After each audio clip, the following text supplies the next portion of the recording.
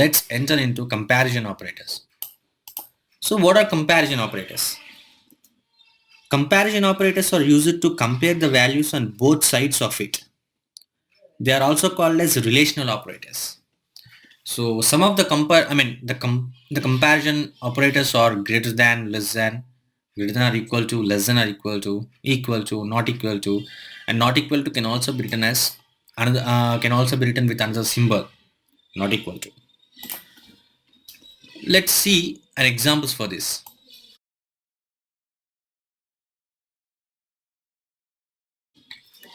A is equal to 9, B is equal to 8.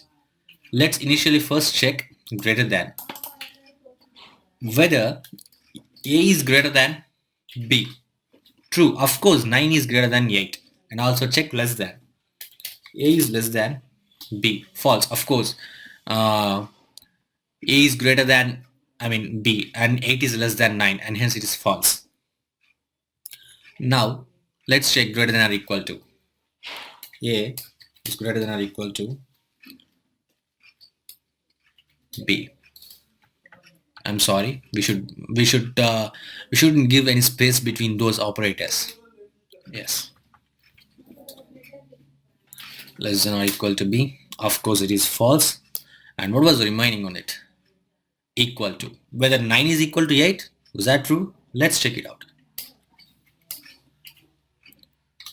So please observe here. If we use single equal to, then we are it indicates that we are assigning a value to a variable A. But if we use double equal to, it means that we are checking the value of both variables here. Okay. So and next, not equal to. A is not equal to B. Was that true? Of course it is true. 9 is not equal to 8.